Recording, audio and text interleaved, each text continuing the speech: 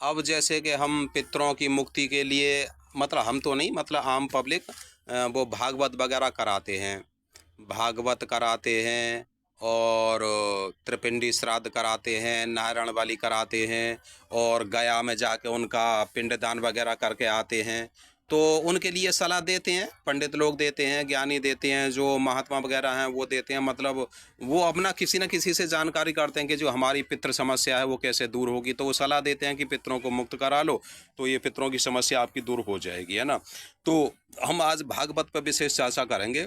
तो श्रीमद् भागवत जो कराते हैं पितरों की मुक्ति के लिए, तो देखिए आप, पहली बात तो ये है कि जो आजकल के पितर हैं इनके अंदर विकार बहुत ज़्यादा हैं, इतने अधिक, मतलब गंदगी या बेकार भरे हुए हैं कि इनकी मुक्ति इतनी आसान नहीं है जितनी आसान समझी जाती है या बताई जाती है। तो उसी क्रम में कुछ लोग अपना 50,000, 1 लाख, 2 लाख खर्च करके श्रीमद् भागवत कराते हैं। तो और फिर भागवत के बाद में वो ये समझने लगते हैं कि अब हमारे पितृ मुक्त हो गए, जबकि हकीकत में ऐसा कुछ होता नहीं है। भागवत कराने से पितरों की कुछ शुद्धि तो हो जाती है लेकिन मुक्ति नहीं हो पाती। उसका कारण क्या है वो हम बताते हैं आपके लिए, कि जो भी भागवत करने वाले हैं, जो भी पाठ करने वाले हैं, हमारे प्रबुद्धजन जो भी आचार्य वगैरह हैं, तो होता क्या है कि पितरों की मुक्ति किस तरह से होती है, पुराण आदि सुनाने से या भागवत करने से, वो उसका तरीका या तो जानते नहीं हैं या जानते हैं तो उसको अपनाते नहीं हैं। अब होना क्या चाहिए कि सबसे पहले भागवत शुरू होने के साथ ही जो पितृ हैं उन पितरों को आसन देकर उनको वहाँ पे स्थापित किया जाना चाहिए, यानी कि उनका आवाहन करना चाहिए, आसन पर उनको बिठाना चाहिए और वहीं पर उनको बांध देना चाहिए। ये सब मंत्रों से होता है, तांत्रिक क्रियाएं होती हैं उनके द्वारा होता है। तो मंत्रों से हम उनको बांध देंगे तो वहीं पर उनको तब तक बंधे रहने देना है जब तक कि भागवत पूरी ख़त्म नहीं हो जाती। और उसी आसन पर उनको भोग पानी, उनके खाना पीना भी देना पड़ेगा। वो भूखे थोड़ी रहेंगे, है ना, भूखे रहेंगे तो इधर उधर भागेंगे, लेकिन बंधने के बाद जाएंगे तो नहीं, लेकिन तड़फेंगे, है ना। तो उनको खाना पीना भी उसी आसन पर दें और बांध के रखें, और जब तक भागवत पूरी ख़त्म ना हो जाए उनको वहाँ से खो लेना।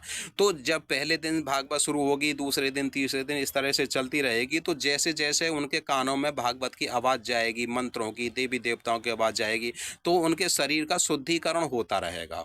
तो धीरे धीरे जब उनके शरीर का शुद्धिकरण होता रहेगा तो मुक्ति की ओर अग्रसर हो जाएंगे। तो कुछ जो है एक भागवत में ही हो सकते हैं, कुछ दो में, इस तरह से वो मुक्ति की ओर अग्रसर हो जाएंगे। लेकिन गलती क्या होती है कि हमारे जो आचार्य लोग हैं, भागवत करने वाले, ये पितरों के बारे में इनको शायद जानकारी नहीं है, तो ना तो ये पितरों को आसन देते हैं, ना बिठाते हैं, ना बांधते हैं, ना ही उन्हें भागवत सुनाते हैं। अब होता क्या है कि जो हमारे आपके पितर हैं ना, वो देवी देवताओं के नाम से, भागवत के जो शब्दों से उनको जलन होती है, तो वो भागवत जैसी जगह पर तो वो रहते ही नहीं है। जहाँ भी भागवत होगी वहाँ से दूर चले जाएंगे, जितने भी ये भूत प्रेत पितर वगैरह होते हैं तो दूर चले जाते, तो वो सुनते ही नहीं है। जब भागवत आपने कराई, रुपया आपने खर्च कर लिया, आपके पितरों के कानों में आवाज़ गई नहीं, उन्होंने भागवत को पूरा सुना नहीं, तो मुक्ति का तो कोई मतलब ही नहीं है।